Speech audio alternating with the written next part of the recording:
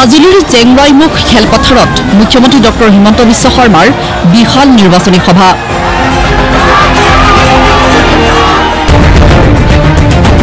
BJP প্ৰাৰ্থী তপন কুমাৰ গগৈৰ হৈ মুখ্যমন্ত্ৰীৰ এই বিশাল নিৰ্বাচনী সভা। জেংৰাইমুখৰ এই নিৰ্বাচনী সভাৰ পৰাই মুখ্যমন্ত্ৰীৰ আহ্বান।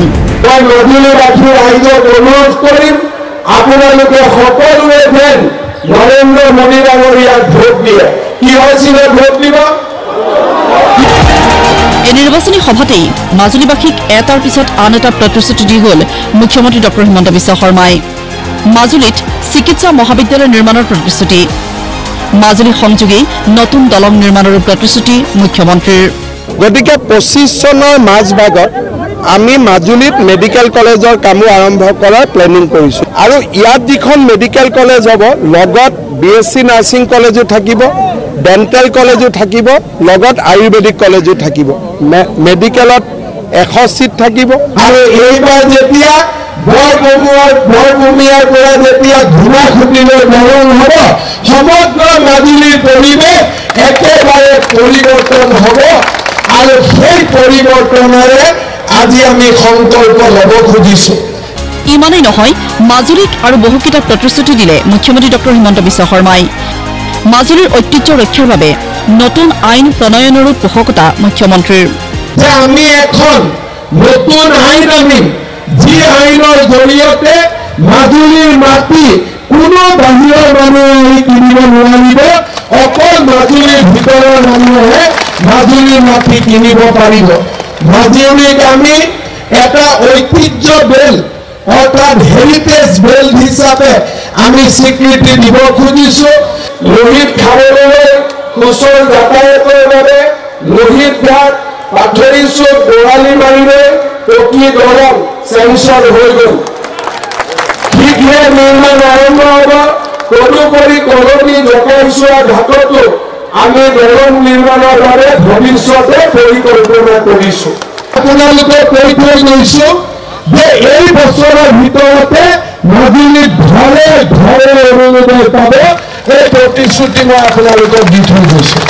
যিমানে লাখপতি বাইদেউৰ ফৰ্ম ফিল আপ কৰিছে, সকলো বাইদেউক মই আজি কৈ গ'লো যে আপোনালোকৰ বেংক একাউণ্টত কুটুম কৰি 10,000 টকা সোমাব। মাজুলীৰ এই নিৰ্বাচনী সভাত কংগ্ৰেছৰ বিৰুদ্ধে সৰব হ'ল মুখ্যমন্ত্ৰীগৰাকী। মুখ্যমন্ত্ৰীৰ মতে কংগ্ৰেছে অন্ধকাৰত ৰাখিছিল মাজুলীক। সমস্যাৰ ওপৰত মাজুলীত সমস্যা আছে, কিন্তু এখন চৰকাৰৰ ওপৰতে এই সমস্যাবিলাক সমাধানৰ বোজা নপৰিলেহেঁতেন যদি কংগ্ৰেছে 47 চনৰ পৰা অলপ কৰি কাম কৰি গৈ থাকিলেহেঁতেন। আনকি মাজুলীৰ মানুহৰ মাটিৰ পট্টাখনো কংগ্ৰেছে দি থৈ যাব পৰা নাছিলে। কংগ্ৰেছক ভোট দিয়াৰ আগতে এবাৰ চিন্তা কৰিব যে এই কংগ্ৰেছে মাজুলীক অন্ধকাৰত ৰাখি থৈ দিছিল যোৱা 75 বছৰ। মাজুলীৰ এই নিৰ্বাচনী সভাত গৌৰৱ গগৈৰ বিৰুদ্ধেও সৰব হ'ল মুখ্যমন্ত্ৰী। নামাজ বিতৰ্কৰ পৰা আৰম্ভ কৰি কলিয়াবৰ লোকসভা সমষ্টিৰ উন্নয়ন প্ৰসংগত গৌৰৱ গগৈক মুখ্যমন্ত্ৰীৰ চোকা সমালোচনা। আমি মাজুলীত ৰাস পাতো, কৃষ্ণ ভক্তি কৰো, আমাৰ কংগ্ৰেছৰ কেণ্ডিডেটজন নামাজ পঢ়াতে ব্যস্ত হৈ আছে। তেওঁ এতিয়া নামাজ পঢ়া আৰম্ভ কৰিছে আৰু কংগ্ৰেছৰ সভাপতি এজন আছে, তেওঁ কৈ কৃষ্ণই বোলে ৰাত জেহাদ কৰিছিল। এইবিলাক হৈছে তেওঁলোকৰ ৰীতি নীতি। মই আমাৰ কংগ্ৰেছৰ MP কেণ্ডিডেট গৌৰৱ গগৈয়ে কাক উঠিছে, মই তেওঁক এটা কথা ক'ব খোজো যে নামাজ পঢ়িলে নহ'ব, নাম প্ৰসংগও কৰিব জানিব লাগিব। তেওঁ কলিয়াবৰৰ MP আছিলে। কিছুমান মানুহে ক'ব খোজে যে গৌৰৱ গগৈ সৰব সংসদ আছিলে। এটা কথা মোক কোনোবাই দেখাই দিয়ক, সেই ব্যক্তিসকলক মই তেওঁলোকক চেলেঞ্জ কৰিম যে সংসদত তেওঁ কলিয়াবৰ সমষ্টিৰ হৈ এটা শব্দও কেতিয়াবা কৈছে নেকি? তেওঁ যোৰহাটৰ হৈ এটা শব্দও তেওঁ কেতিয়াবা কৈছে নেকি? তেওঁ মাজুলীৰ হৈ এটা শব্দও কেতিয়াবা সংসদত কৈছে নেকি? ৰাহুল গান্ধী জিন্দাবাদ ক'বৰ কাৰণে আমাক সৰব সংসদ নালাগে, অসমৰ সমস্যাৰ কথা ক'ব পৰা সংসদ লাগে।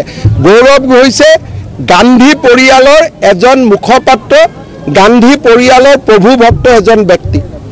ইফালে কংগ্ৰেছ প্ৰাৰ্থী গৌৰৱ গগৈৰ হৈ নিৰ্বাচনী প্ৰচাৰ চলাবলৈ অহা প্ৰিয়ংকা গান্ধী বাদ্ৰাক আমুল বেবী আখ্যা দিয়ে মুখ্যমন্ত্ৰীয়ে। গান্ধী ফেমিলিক চাই লাভ আছে নেকি? আমুল বেবী হয় এইবিলাক। হয় নহয় দেখিলে লাগে যেন আমুল কেম্পেইনটোতহে এওঁলোক সাজে গতিকে আমুল বেবী এইবিলাক আমুল বেবীক চাব যোৱাতকৈ কাজিৰঙাত গড় চাওকগৈ বেছি লাভ হ'ব মাজুলীৰ পৰা বুবুল হাজৰিকা আৰু তীৰ্থ ভূঞাৰ ৰিপৰ্ট প্ৰতিদিন টাইম।